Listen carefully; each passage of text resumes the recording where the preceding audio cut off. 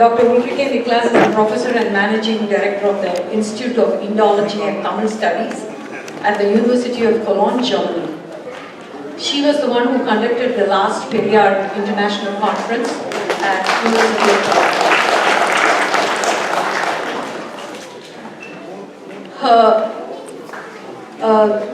Her focus is on Tamil literature, rural culture, Dalit movements, general Indology, and relations between South India and Southeast Asia. She is also pioneer of the Tirukural Studies Center at the University of Cologne. Her thesis was on ancient Tamil text Muttollayiram, but she has also worked on commentaries and prosodies on many other literary and grammatical texts. She has expanded her research on Dalit and tribal groups like Irulars of Tamil Nadu and is adept in handling both the Bhakti and rational Dravidian literature. That's quite a combination. In addition to Tamil and German, her language skills include Latin, French, Sanskrit, Pali, and other Dravidian languages. Wow, she's not a language.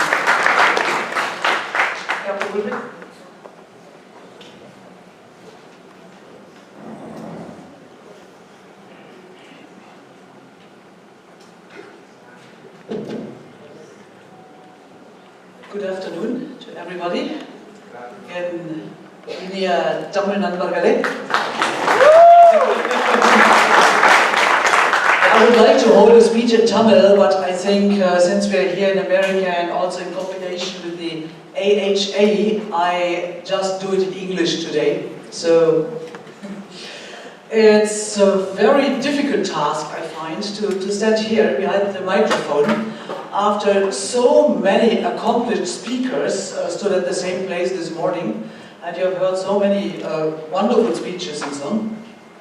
Moreover, at this hour, which my colleagues and I always call the rice coma hour, so which is after lunch. So it's not so easy to do this now, yeah.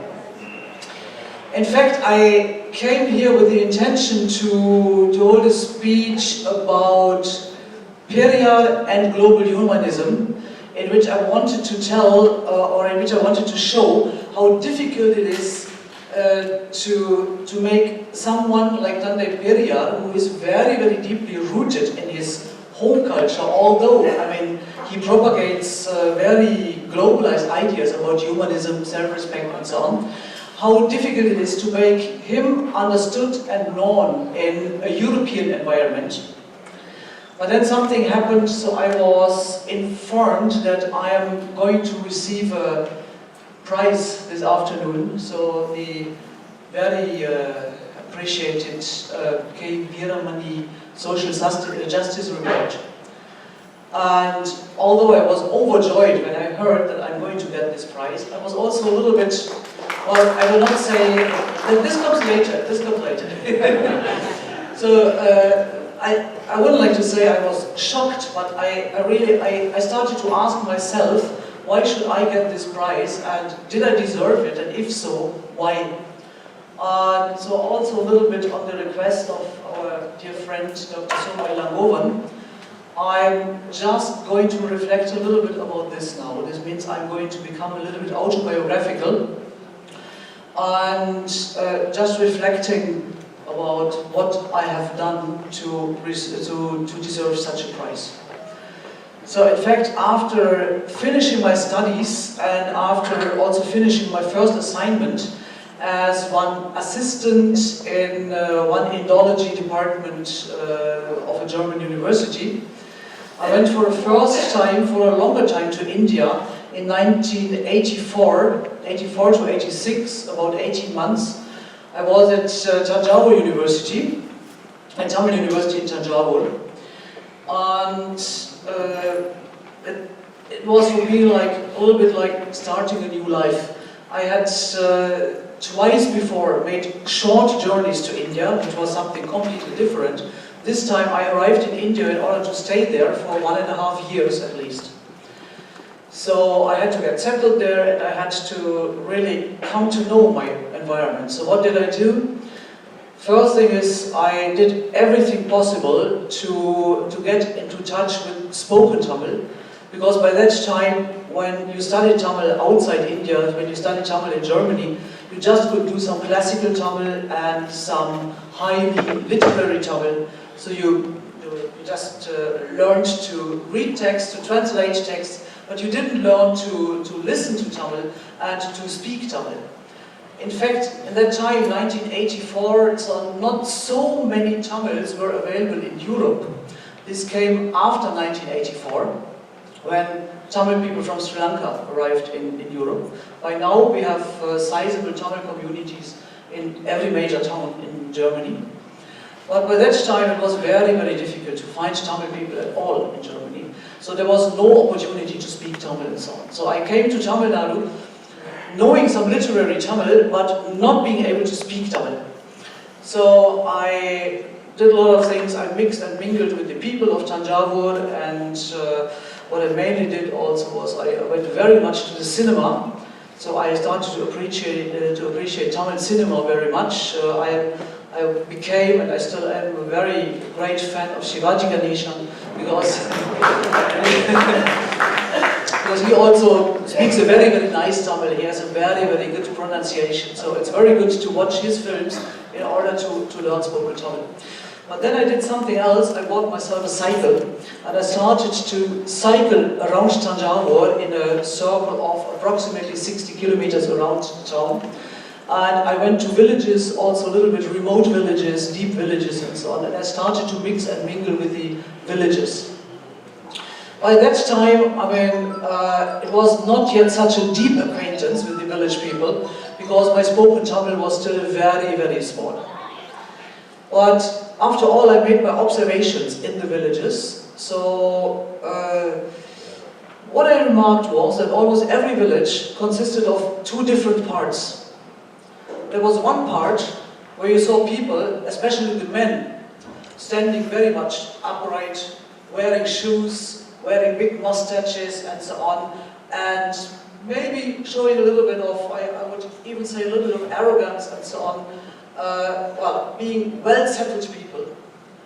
There was another part of the village where you saw everybody standing a little bit slumped, hands like this, and, well, you know what I mean, but by that time I was not yet so conversant with social issues in Tamil Nadu. So only later on I understood that, the one part of the village was the main, the so-called caste village, the other part the settlement of the Dalit people. Okay, this was my first observation in village Tamil Nadu. I went back to Germany after the 1.5 years. I passed my PhD. Afterwards, then I had another opportunity to go for 2 years to Madurai University. So by that time then I was quite able already to speak some Tamil. So I bought myself, this time, a little bit social upgrade, I bought myself a TVS Champ. And with this TVS Champ I could go in a large circle around Madurai, and I could really start to explore very deep villages, remote villages. And since I spoke Tamil, I also started to mix and mingle with the people. I got acquainted with one family in Madurai later on that was to be my in-laws' family, so I married someone from Madurai. And so I had people who came with me to the villages, introduced me there and so on. And I started certain research projects in which I explored village Tamil culture, and I was very much drawn from the beginning onwards to what we would maybe call folklore, with which I mean the non-Brahmanic culture of what in the Brahmanical system counts as the lower castes. And I was very astonished myself that just by inquiring into the cultural features of the people, into the arts and crafts which they practice and so on, I saw how people became proud that I was interested in these kind of things, and how they started to carry their heads maybe a little bit higher than they did before. So they saw that somebody from outside came, was interested in their arts, in their crafts, and also appreciated these kind of things. And so this gave them a little bit pride, this enhanced, so to say, their self-esteem.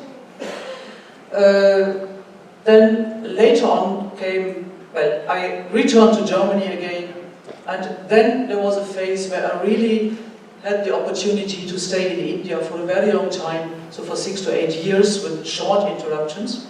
So I was in Pondicherry at the French Institute, where I undertook some research work and so on. And by that time I started very, very consciously to do research in village culture, so I did 2, 3 different village projects, always focusing on arts and crafts of the so-called low castes. So I got very much acquainted with these kind of people. And then I shifted my house to a village about 20 kilometers away from Pondicherry. By that time, I mean, I was already together then with my husband, with my Tamil husband. And when we came to this village, a number of very interesting things happened. First of all, it was the way of how we became accepted in this village. So my husband also, he was a stranger in that village because he came from Madurai. Pondicherry is in northern Tamil Nadu, in the northern Tamil region. So he also was a stranger to this region. But we were very, very well accepted in the village. So we bought a house of a former landowner who left the village. So you can imagine it was an old house, a somewhat big house, and in the center of the main village. And first thing which we started to do is we came across some families, 2, 3 families, in which they had just decided not to send their girls to school, just to send the boys in the family to school. And completely without the intention to do some social work or to do something like that, it was just a very natural reaction. We talked to the parents, I raised some money from some friends in Germany in order to give a little incentive to the parents and so on. And we just could bring it about that these 3 girls, they were sent to school. So this was the first real achievement which we did in terms of social service. I don't want to get claps for this because I'm not here to praise myself. I just want to show you that even with very, very small gestures and very, very small things which we do almost without big attention, I mean, we can still achieve some very good things in terms of social service, in terms of humanist ideas. This particular village had a very, very good Dalit leader.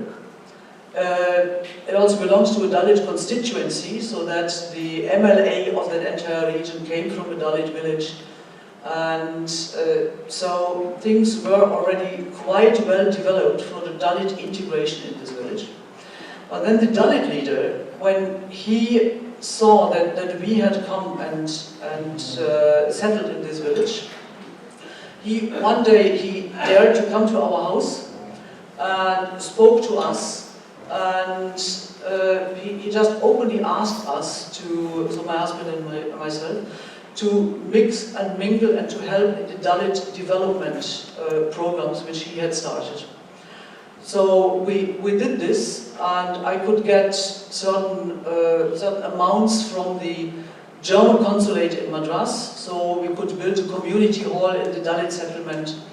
But the major achievement was that we could bring Dalit people into the main village, and since they got entrance into our house, also the other houses were then by and by opened to them, so they could go there, they could find work there, especially also a little bit more aged women who otherwise would not have had any opportunity to earn some money and so on from the Dalit settlement. They came into the main village now, found some jobs there as housemaids or as people who worked in the garden and so on.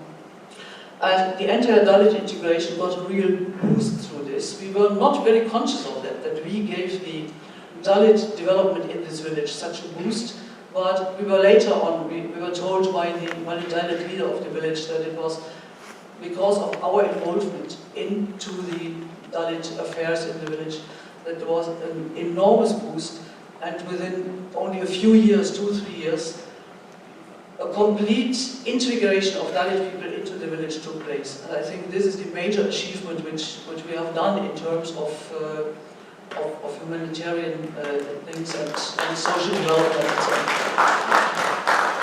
I think before this background, maybe I can this afternoon with a very good conscience accept the prize and go home with it very happily. There is a certain sum of money attached to this prize, which I will definitely pledge to further social developments and to further social work. So, thank you very much.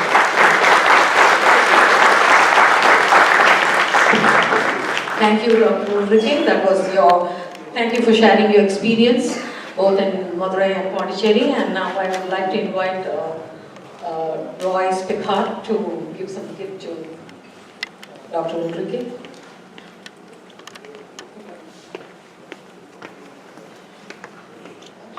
Be happy to present this as part of this conference. Thank you so much for all the wonderful work you've done.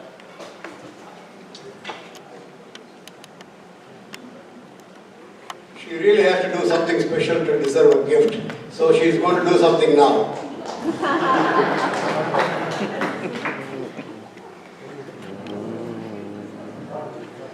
He is always doing it to me.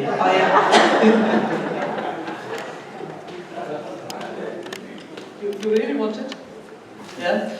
So Dr. Ilagovan and I, we have changed a little bit the text of one old Tamil movie song, and he just wants me to sing it now.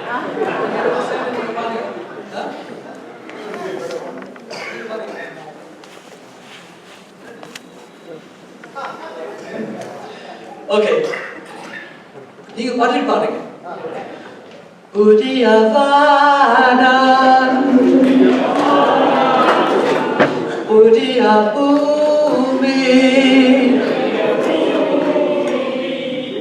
Udiyavanam Udiyabhumi Engam Tamil Moli Paravattume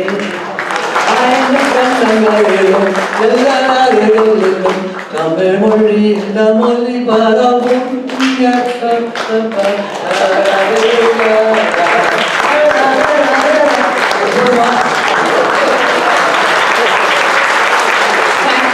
you.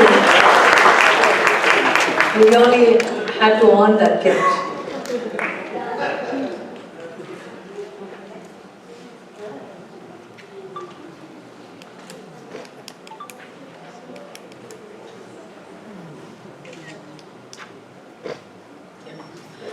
Next, I would like to call upon Dr. Siddhanandam, who is going to introduce Dr. Madhvi Putturi.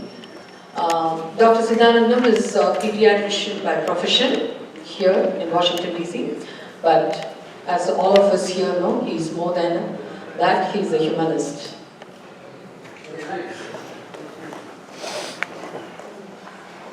Hey, good afternoon.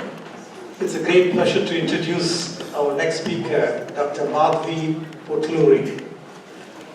Dr. Putturi is a staunch humanist and a dentist by profession, but she's known more for her work on humanism. She's a proponent of free speech and free thought, and she's a firm believer in equality among all human beings, and she's a nature lover and an animal lover. Dr. Putturi holds the position of Secretary External Relations for South Asian Humanist Association. Since its inception, she has participated in many humanist activities catering to South Asian diaspora and also presented on behalf of SAGA, that is the South Asian Humanist Association, and the Indian humanist training camps conducted in India. By representing SAGA, she built a strong relationship with the Norwegian Humanist Association and Indian Humanists. Dr. Madhvi proudly represented SAGA at the Humanist International Forum Annual Congress in 2017. She's also part of the core founding leadership team of Science for Society. She has been instrumental in providing expertise and thought leadership to promote and popularize science in third world countries. I welcome Dr. Periyar.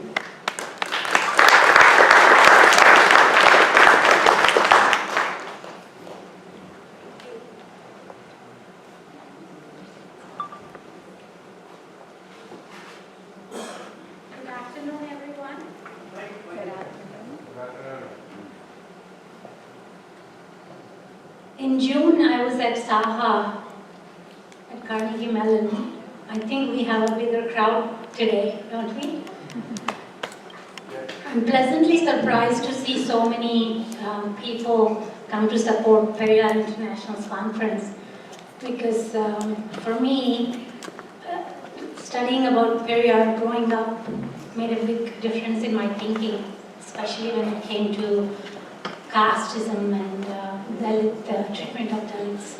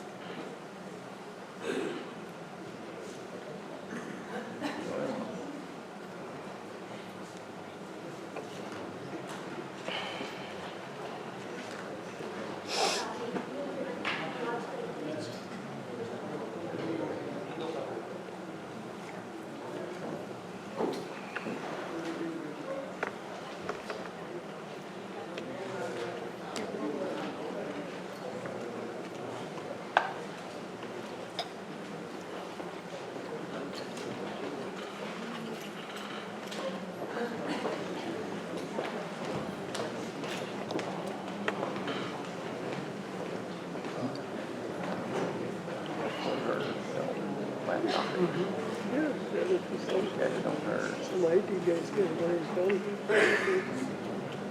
I think she's not able to bring them.